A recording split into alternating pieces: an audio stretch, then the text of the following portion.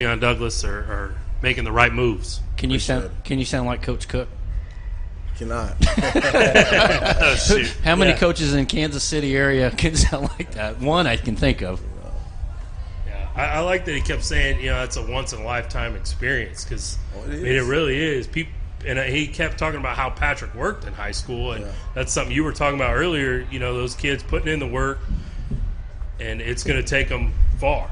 He didn't fall off a tree and become the MVP of the Super Bowl. Yeah, and that's the thing. It just the desire to just be a pro about it, and then not to have it based on circumstance, based on feelings, but just to approach it at a high level day in and day out. That's one of the biggest things that you want to really push and get kids to understand right now before it's too late, because that's what the next level is all about. Colleges and the professionals, they're looking for people who are deliberate, who are invested, who are self-motivated, organized, who can check and police themselves, and that's what you want high school kids to be able to transition to. Mm-hmm. We shouldn't always have to be prodded or led by a whistle or by a coach's voice. How bad do you want it? And so I think that's a very important message that if kids can get early on, it could take them so far in every endeavor of their lives down the road. So, I try to always just take it back to, you might not be the best athlete in this group, but you can work harder than anybody in this group if that's what you choose to do. Mm-hmm. Yep.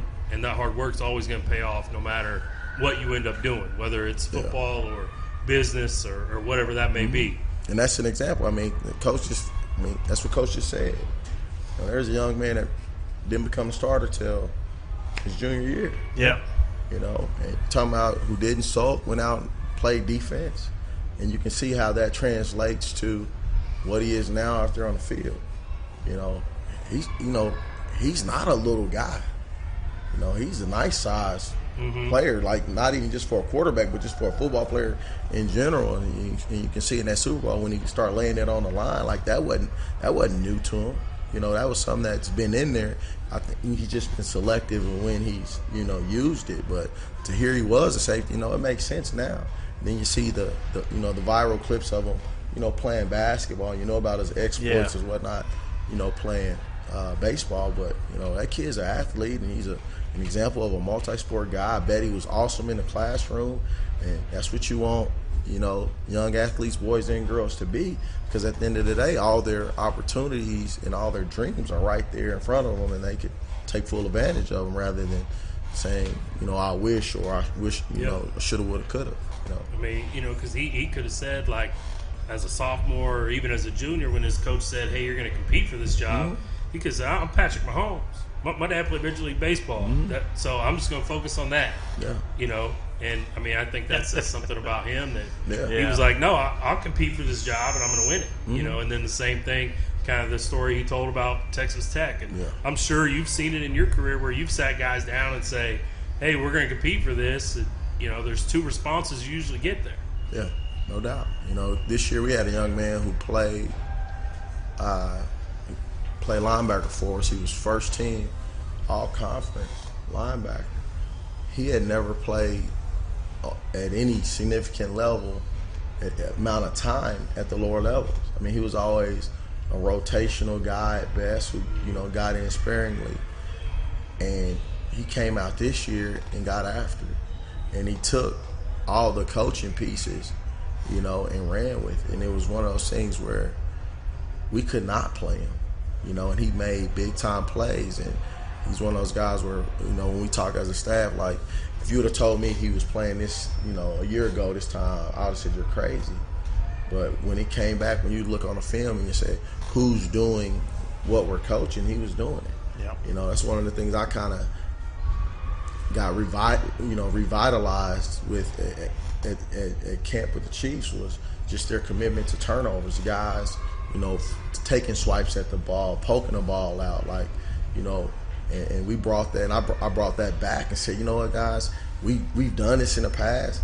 Let's go back and, really focus on it, hone in on it again. And we did. We committed probably about 20 minutes every week on that aspect of the game. And we literally we're winning games because we're forcing turnovers, getting off the field defensively, giving our offense the ball back, and our offense is capitalizing. In most of our games, we are up. I'll probably say the first, 3-4 weeks, we're probably up multiple scores within the first 15 minutes of the game. And a lot of it was simply just taking what we've been harping on and translating and then capitalizing on it. And it really becoming that buy-in, and that kid was a catalyst for it. And next thing you know, Park Hill South, we're down. That kid rips the ball from the running back and goes scores himself. And we don't have that play. We probably don't win that game. And it's like, who would have knew that kid would have been that type of kid to make those plays? And I flat out honestly just asked him. I said, man, why didn't you quit? And he said, he never thought to. He loved being a part of what he was doing. He felt valued, and he felt, he was always a part of it. And I think that is a testament to, his position coach and all the other coaches who, invested in and coached him despite what his on the field play was or his production as a player. And then I look back at, our power meet pictures, because that's really how I take attendance, is just take a picture at a power meet, and he was always in the picture. You know what I mean? Yeah. I said, that type of buy-in is huge. It always is. I feel like kind of every show we've done has a theme, and I never kind of write it down beforehand, but I feel like the theme of this one's just been hard work. That's it. I feel like it keeps coming back to that. Everything you're saying, everything Coach said, it's just, if the kid is willing to work. Then it's just that great attitude. And just to really attack it and not sulk, not complain, really take ownership in it. And it's one of those things where it's just, you learn to control what you can control and be at peace with what you put out there, whether it goes your way or not, but just know that you put your best effort out there and gave everything you had. So, yeah, I know, when you do work hard and you do get those wins, they feel really, really good. Mm-hmm. But, when you work hard and sometimes you come up short, the ball doesn't bounce your way, it hurts. Yeah. And sometimes kids are afraid to hurt, so they don't want to put that work in, because then if I lose, I'm not invested. And that's I'll be honest, and that's the thing even about like our level, especially you got to be mindful to teach, whether it's winning or losing. To even look at things and be able to, cause, I tell you, sometimes when you're successful, it's hard to teach, it's hard to correct sometimes. Having some losses in there, having a loss in there really can kind of bring things and put them back in perspective and keep you focusing on the things you need to focus on and really keep the main thing. Because I think sometimes with winning, can kind of, make things seem that they're better than what they really are. You know what I mean? And I'll be honest, I think moving forward for us as a program, that's one of the things we kind of just got to be able to hone in on and say, hey, it's week by week. Not get caught up on, as Coach Saban would say, the rat poison about what people are saying about, looking at what you've done, but really focusing on, playing at a high level and maintaining the expectations that the group has set for the group. And I think that's big, because the last 2 years we've been 8-0. We've been 8-1, 9-1, and so it's just like, okay, how do we get to that next step? Okay, that next step may not be 9-0, 10-0, whatever. I don't know what it's gonna be, but I know who we have to beat to get where we ultimately want to go, and that's the thing that's important. And I know if we focus and get to that point where we can compete at that high level and beat that team, we're going to beat a lot of other teams through that process. And so sometimes it's going to be looking at yourself and saying, you know what, okay, I'm going to force myself to play with my left. I'm going to force myself to do things different, to cultivate a different aspect that we haven't developed yet in our program. Well, you guys are definitely on the way up. You've had some really good success in the last few years, and I know you're going to keep climbing that hill, keep chopping that wood, and going back to work. And you guys, it's going to pay off. Yes, sir. And it always does when the guys put in the work. And I know you and your staff are doing that. So, well, thank you again for coming out. Yep, thanks, Coach. Thank you. We're going to take a quick break, and then we're going to come back quickly, kind of go through some of the XFL stuff from this weekend and end with that. So we'll be right back. This is Super Bowl 54. Mahomes keeps it. He dives right side. Touchdown, Kansas City. Garoppolo able to stay upright. Breland is there for Kansas City. Mahomes stepping up. He's throwing long downfield for Tyreek Hill. Got it at the 20-yard line. They move to the right side. They throw back to the end zone. Touchdown! Travis Kelce. Chiefs have life. Throw right side. Caught by Williams at the right pylon. Touchdown! Kansas City. Andy Reid dials up a brilliant play. Garoppolo in the pocket. He's being hit. He's being wrapped up. It'll go as a sack. Frank the Shark Clark. Hand off. Damian Williams trying to get to the edge. Breaks a tackle. 35-30. Damian Williams runs to immortality and will be remembered forever in the Chiefs' kingdom. Here comes Suggs on the rush. They throw it deep middle, and the pass will be intercepted. It's intercepted. Kansas City, you've got a champion. Kendall Fuller seals the deal.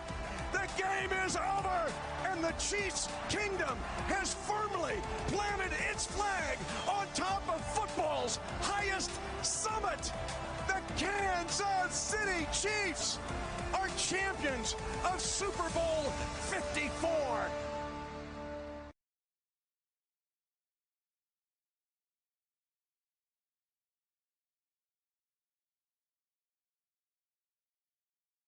All right. I'm Gary. This is Austin. And we are Midwest Mike's coming back at you from the UClick TV studios.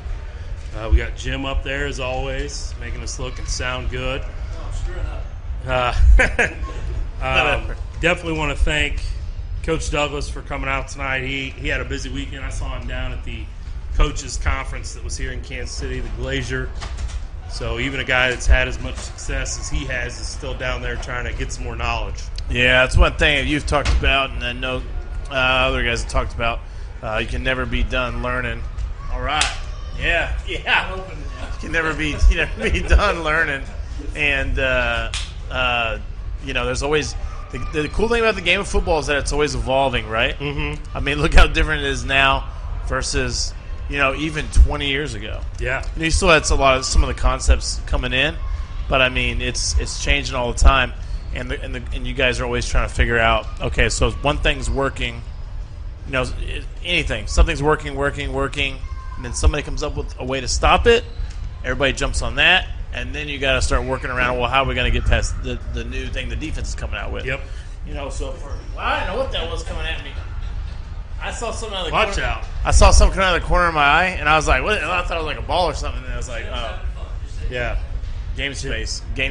Yeah, Jim's having some fun. So but the cool thing is, so it's really cool to kind of hear that everybody goes those deals. I saw you taking pictures of your notes and send them to me, and yeah, it sounds like the cool thing is it sounds like you guys are all excited to get in there and learn about stuff.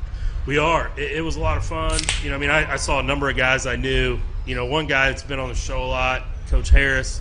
I saw him, but I didn't see him go in any sessions. So he told me he knows it all. So Coach Harris said he knew it all. Yeah, he said he already knew it all. He didn't need to go in any sessions. Undefeated Dan Horn this year, baby. Yeah. So I guess I'm giving him a hard time. I'm sure he got some learning in, but he did tell me he knew it all. So hey, maybe he does. Wait, so he was down there. What else would he be doing? Oh, no, he was going to some sessions. He's just hanging out too.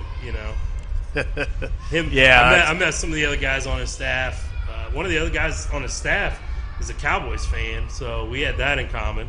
Oh, that's cool. It's also, you've said it before. It's also a big networking deal. Yeah, it is. Get in there and talk to the guys, and see how get a hold of see how everybody. Different guys do things. You never know when you're gonna maybe want to add somebody to a staff that you're creating, or if they're creating a staff, they're gonna want to add you to that staff. Yep. Because the coaching staffs are changing quite a bit too. So very cool to do that. So also thanks to Coach Adam Cook of Whitehouse, Texas, the athletic director, head football coach of Patrick Mahomes.